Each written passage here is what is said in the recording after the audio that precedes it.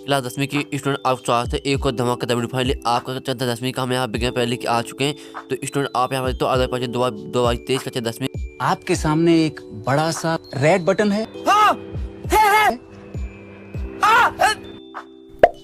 दबा दिया, आगे बोलो। विषय विज्ञान साथ ही आपको समाज 3 घंटे कराने वाला और आपको पूर्णांक यहाँ 75 कराने वाला।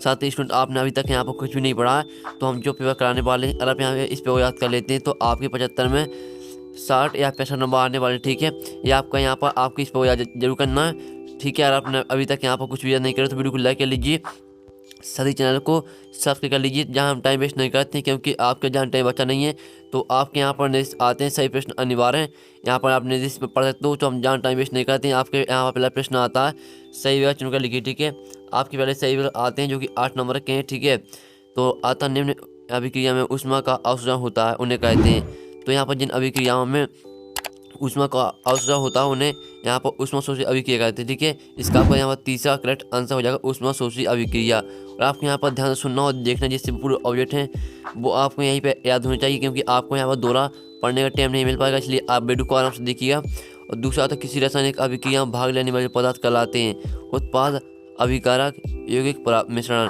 तो किसी रासायनिक अभिक्रिया में भाग लेने वाले पदार्थ कहलाते हैं अभिकारक। ठीक है, अभिकारक इसका आपका आंसर हो जाएगा। फिर आपका तीसरा आता है पीएच स्केल की परास है 1 से 10, 0 से 14, 1 से 14 और 0 से 14। तो यहाँ पीएच स्केल की परास कितनी हो जाएगी आपकी, हो जाएगी यहाँ पर 0 से 14। ठीक है, तो आप यहाँ पर सुनते जाइए, सीखिए। आपको पूरा ऑब्जेक्ट यहाँ पर याद कर लेने हैं अभी, क्योंकि यही क्वेश्चन आने वाले आपके पेपर में। चौथा आता है निम्नलिखित में से कौन सा गुण पदार्थ धातुओं द्वारा प्रदर्शित नहीं किया जाता है।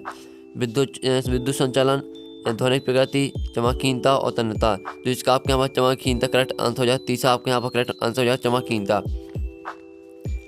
पाँचवा आता आहार नली किस भाग में भुजंग पूर्ण पाया होता है। तो इसका जो आपका आंसर हो जाएगा वो आपके यहाँ पर क्या हो जाएगा बढ़िया। ठीक है, बढ़िया, तो इसका आपका करेक्ट आंसर हो जाएगा।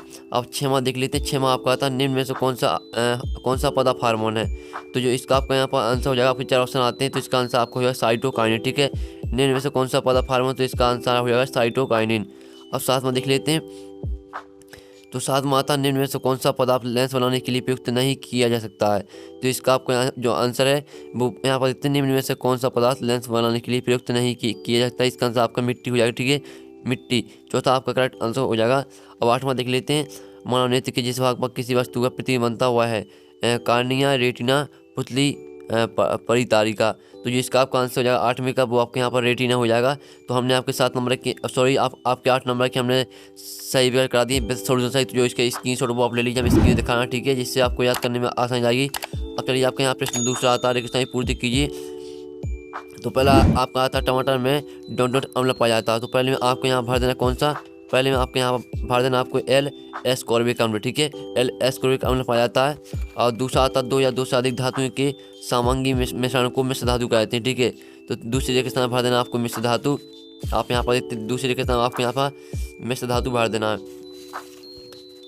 फिर आपके यहाँ पर तीसरा आता पार्विक अम्ल में कार्बन परमाणु संख्या होती है। तो ये पार्विक अम्ल में जो कार्बन परमाणु संख्या होती है वो होती है 3। तो 3 आपको भर देना है यहाँ पर तीसरे रेखा स्थान में। और जो चौथा आता कोशिका प्रक्रमण के लिए ऊर्जा मुद्दा होती है, तो ये आपको खुद करना। ठीक है, पाँचवा आता तंत्र की प्रमुख इकाई होता है, तो क्या होती है आपको 5वें रेखा स्थान भर देना न्यूरॉन। ठीक है, न्यूरॉन आपको 5वें रेखा स्थान भर देना है। और 6वां आता नर एगमता मादा एगमत की मिलने की प्रक्रिया निषेचन कहलाती है। ठीक है, 6वें में आप यहाँ भर देना निषेचन, आप यहाँ पर देख लीजिए। और 7वां आता लोहे की वस्तुओं को डॉटों से बचाने के लिए उस पर पेंट करते हैं। तो यहाँ पर लोहे की वस्तुओं को जंग से बचाने के लिए, ठीक है, जंग से बचाने के लिए यहाँ पर हम पेंट करते हैं। तो आपका हम यहाँ पे स्कीम है डिस्क्रिप्शन का सोल्यूशन दिखाना, तो इसके स्क्रीनशॉट वो ले लीजिए, जिससे आपको याद करने में आसान जाएगी। तो हमने आपके रेगिस्तान करा दिए। अब आपके यहाँ पर आती हैं सही। ठीक है, आपकी कॉलम आवा में यहाँ पर सही आती हैं जो कि 8 नंबर की हैं। तो चलिए आपकी जो सही वो देख लेते हैं। तो पूरा पेपर आपको देख के जाना, क्योंकि आपका यही पेपर आने वाला है। तो इसलिए आप अगर अच्छे मार्क्स लाना चाहते हैं यहाँ पर विज्ञान के पेपर में, तो इस पेपर को आपको याद जरूर करना है। तो आपके यहाँ पर सही आती हैं। पहले आती है व्यंजक चूर्ण, इसको मैच कर देना आपको ब्लीचिंग पाउडर से। और दूसरी आती है नींबू, इसको मैच कर दीजिए साइट्रिक अम्ल से। और तीसरी आती है क्षार का pH मान, इसको मैच कर देना आपको 7 से अधिक।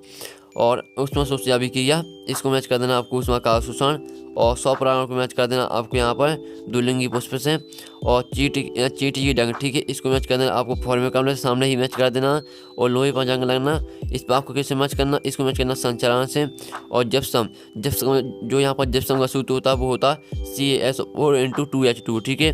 तो हमने आपकी जो 8 नंबर की सहयोग दी गई थी हमने वो आपकी बेस्ट सोल्यूशन साइड करा दी, आपने देख ली होंगी, तो इसका स्क्रीनशॉट वो आप ले लीजिए। फिर आपके यहाँ पर आते हैं एक साथ बाग कम होता है जो 7 नंबर के आते हैं, ठीक है, 7 नंबर के आते हैं, तो आप पूरा हम आंसर साइड कराने वाले, तो इस वीडियो को आपको अंदर देखना है क्योंकि यही पेपर आने वाला है। तो पहले आपका आता है लोहे की वस्तुओं पर पेंट क्यों करते हैं, ठीक है। तो पहले का जो आपका यहाँ पर आंसर क्या हो जाएगा, पहले का आपका यहाँ पर आंसर हो जाएगा लोहे की वस्तुओं को संचरण से बचाने के लिए हम पेंट करते हैं, ठीक है, लोहे की वस्तुओं को संचरण से बचाने के लिए पेंट किया जाता है। आप दूसरा देख लेते हैं CaOCl2 का प्रेसलेट नाम क्या है, तो आपको ये बताना है कि CaOCl2 का प्रेसलेट नाम क्या है, तो इसका आंसर आपका क्या हो जाएगा, वो हो जाएगा कैल्शियम हाइपोक्लोराइड, ठीक है, कैल्शियम हाइपोक्लोराइड हो जाएगा आपका दूसरे का आंसर। अब तीसरा हम देख लेते हैं, तीसरा आपके यहाँ पर आता है अम्लीय वर्षा का pH मान कितना होता है, तो जो अम्लीय वर्षा का जो pH मान होता है वो होता है, ठीक है, 5.5, ठीक है, 5.5 होता है अम्लीय वर्षा का pH मान। और फिर आपका आता है 2 वस्तुओं के नाम लिखिए जो ठंडे जल के साथ तेजी से अभिक्रिया करती है, तो आपको यहाँ पर 2 धातुओं के नाम लिखना, ठीक है, 2 धातुओं के नाम लिखना है। तो जो चौथे का आंसर आपका हो जाएगा सोडियम और पोटेशियम, ठीक है, चौथे का आंसर आपका यहाँ पर सोडियम और पोटेशियम हो जाएगा। अब 5वां आता है ATP का पूरा नाम क्या है, तो आपके जो ATP का पूरा नाम लिखना है वो आपका यहाँ पर हो जाएगा 6वें का, यहाँ पर देते हैं एडिनोसिन ट्राइफॉस्फेट, ठीक है, आपका यहाँ पर ATP पूरा नाम हो जाएगा एडिनोसिन ट्राइफॉस्फेट। और 6वां आप देते हैं मनुष्य में यहाँ पर आयोडीन की कमी से कौन सा रोग होता है, मनुष्य में आयोडीन की कमी से कौन सा रोग होता है, तो जो रोग होता है वो घेंगा रोग होता है, ठीक है। तो 6वें में आपको बता देना घेंगा रोग, यहाँ पर देख लीजिए। और 7वां आता मनुष्य में आयोडीन की कमी से कौन सा रोग होता है, तो इसमें भी आपको यहाँ पर जो आंसर रहेगा वो आपके यहाँ पर हो जाएगा घेंगा रोग, ठीक है। तो फाइनली हमने आपकी जो 7 नंबर के एक साथ बाकी मत दिए तो उसका सोल्यूशन करा दिए, तो इसका स्क्रीनशॉट वो खा लीजिए जिससे आपको पढ़ने में आसान जाएगी। अब चलिए आपके यहाँ पर क्वेश्चन आते हैं, तो क्वेश्चन 5 आता है, उसमें से भी अभी क्रिया किसी कहते हैं, एक उदाहरण लिखिए, इसका तो देख सकते हैं उसमें से अभी क्रिया किसी कहते हैं, एक उदाहरण लिखिए, ठीक है। बुक आपके यहाँ पर यही क्वेश्चन आने वाले हैं, ठीक है, आपको इस बुक याद करके जरूर जाना, जो हम क्वेश्चन करा रहे हैं इनका भी हम सोल्यूशन कराएंगे। 6वां आता धातु में कोई 2 गुण लिख के तो आता भौतिक गुण धर्मों के आधार पर धातु में 2 अंतर लिखना आपको। फिर आपका 7वां क्वेश्चन आता है वायु में जलाने के पूर्व मैग्नीशियम रिबन को साफ क्यों किया जाता है, इसका अर्थवा देख लीजिए। और 8वां आता मनुष्य के पाचन में लाल की क्या भूमिका होती है, आप यहाँ पर देखें तो और फिर आपके 8वें का होता है माइटोकॉन्ड्रिया को कोशिका का बिलीघर क्यों कहते हैं। और 9वां आता प्लेसेंटा के 2 काल लिखिए। और आपके यहाँ पर 2 नंबर क्वेश्चन चल रहे हैं, अथवा आता है स्वपरागण एवं परपरागण के अंतर है, और आप यहाँ पर इस पे याद करके जाते हैं तो आप विज्ञान पे अच्छे मार्क्स लाने वाले हो। और 10वां क्वेश्चन देख लीजिए, मेंडल ने अपने प्रयोग के लिए मटर के पौधों का चुनाव क्यों किया, अथवा आता रेडस अभिक्रिया कैसे कहते हैं, एक उदाहरण दीजिए। और फिर आपका 11वां क्वेश्चन आता है, यहाँ पर देखते हैं अधर्मी ऑक्साइड क्या होते हैं, 2 अधर्मी ऑक्साइडों का उदाहरण लिखिए, अथवा था संचालन से बचाव के उपाय लिखिए।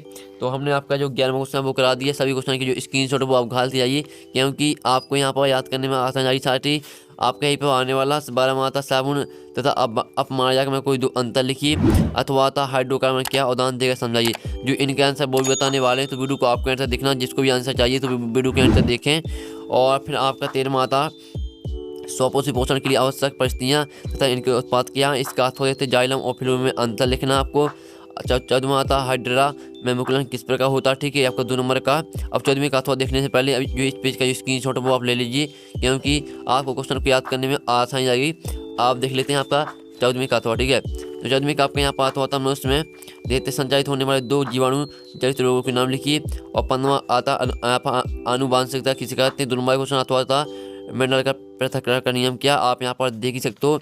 और फिर आपका 16वां जो क्वेश्चन आता है लैंगिक और अलैंगिक जनन में, आप यहाँ पर देख लीजिए लैंगिक और अलैंगिक जनन में 2 अंतर, ठीक है, अथवा आता सोडियम को मिट्टी के तेल केरोसिन में डुबोकर क्यों रखा जाता है। और 17वां आता है जब लोहे की कील को कॉपर सल्फेट के बेलन में डुबाया जाता है तो बेलन का रंग क्यों बदल जाता है। 3 नंबर क्वेश्चन है, इसका अथवा देखते हैं संतुलित रासायनिक समीकरण किसे कहते हैं, एक संतुलित रासायनिक समीकरण लिखिए, ठीक है। 18वां क्वेश्चन देख लेते हैं धमनी और श्रम में 3 अंतर लिखना आपको। और अथवा इसका 19वां क्वेश्चन देख लीजिए और 20वां, ठीक है, ये आपका 20वां क्वेश्चन है और ये आपका 19वां।